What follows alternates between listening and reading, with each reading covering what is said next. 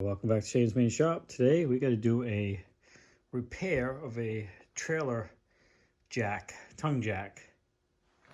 And the reason why we're going to repair this, first of all, I got it for free, and we are building a tiny camper here, and we don't have a tongue jack on this. I thought, what the heck, got this one free. This is a tiny camper, so as far as weight wise, this thing has been overkill. This thing's got a 1,000-pound capacity, and only going to be a couple 100 pounds on it at most. And I can tell you what happened. Whoever had this forgot to pick it up, and they hooked up to their trailer, drove off, and the wheel at the time was sideways on the ground like that, and that's exactly what happened. It dragged and bent and broke the plastic wheel, and of course subsequently, bent this whole unit here. Now I don't have a ton of space on this thing to swivel up. It's it's really close to that, or it's close to the tongue. So I'm debating on whether or not I even want to put a wheel back on this, or just put a pad that this just jacks the trailer up so I can get it off the ball of the vehicle. But we got to repair this first, no matter what. And we may end up removing this and just putting a foot instead of a wheel. But I might be able to make it work. But let me just show you. The first thing we're going to do, obviously, is get this wheel off. These things aren't cheap. They're not terribly expensive. But, if we can repair it, why not? All right, so first thing we need to do is get this old broken tire off. And it's 3/4 inch bolt and nut. So, okay, it's not on super tight, so that's good. It is a lock nut, so it's probably going to go a little stiff all the way. It's just not the end of the world. So we'll get this off. Slide the bolt out, set that aside. And we'll probably save this sleeve just in case we need it. So yeah, there's your broken wheel and the core right to it. So that's set that aside. So first thing I do is get this thing. The whole thing has to be brought back, and then the ends have to be straightened out as well. The whole thing here like this. Just see if I can just bend this back, at least straighten out. That one's straightening out a little bit. So let's just see if we can just use the vices just to hold it while I pull. Okay, that one's starting to straighten. Clamp it. We can get it to flatten out a little bit. Oh, I guess I gotta tighten my vice up. That's approaching. At least this first part is approaching pretty good. We'll have to bend that out. Now I think what I'll do is see if I can just clamp this in here, and then. Again, I only want to do it to hold it. I don't want to clamp tight because I don't want to squeeze the cylinder itself. So put that in there like that, which will allow us to pull on this one with something. Now, I got a small pipe. I'm going to get a big one if I have to, but I'm just going to put it on like this and just push down and see if I can pull that out. Oh, I should have a lot more leverage with this one. Oh yeah, there we go.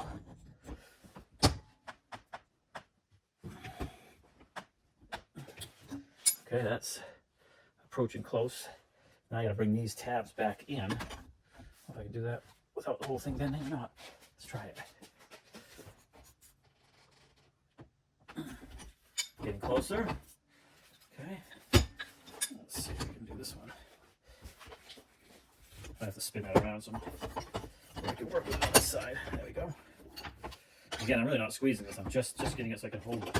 I can probably pull the thing right out of the vice if I wanted to. I just don't want to squeeze the tube, because that might screw up the mechanism in there that makes it go up and down. So, okay, and closer. Yeah, I'm just kind of working it back and forth in different areas. Pretty good. I don't think you get it back perfect, because this was pressed to the machine, and then they divot these corners to give it the strength, a little bit of strength to it. But that's pretty good. Let's take a look at that.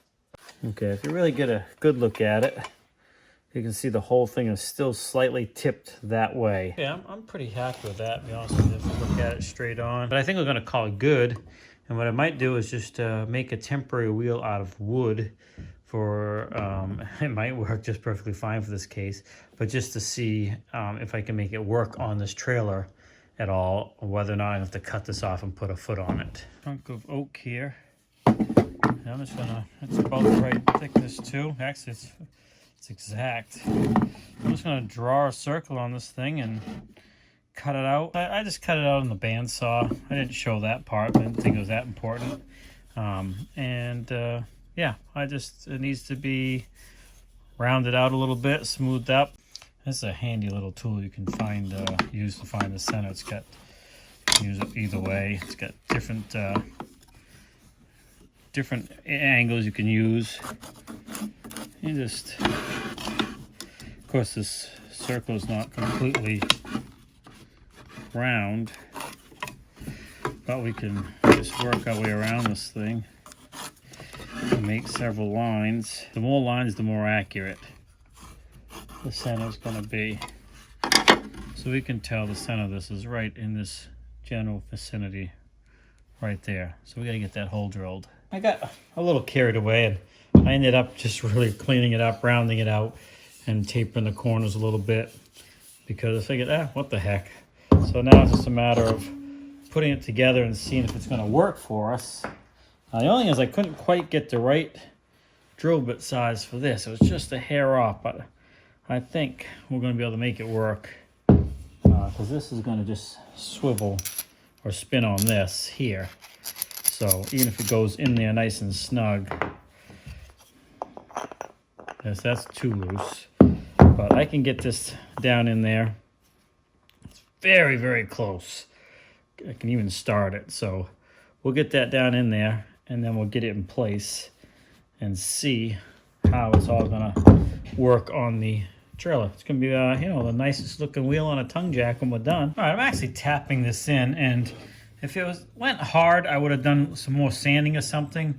But it's actually, because I wouldn't want it to split apart, but it's going pretty easy. So just gently tapping it in, and it's going in. So I'll finish this because it's probably shaking the heck out of the camera, and then I'll show you what we look like. So I got it in there, and I got it somewhat centered, and that's what's going to hold it centered in this here. So let's go ahead and see if we can get this put back together, which ought to be relatively easy at this point. All right, I think I'm happy with that.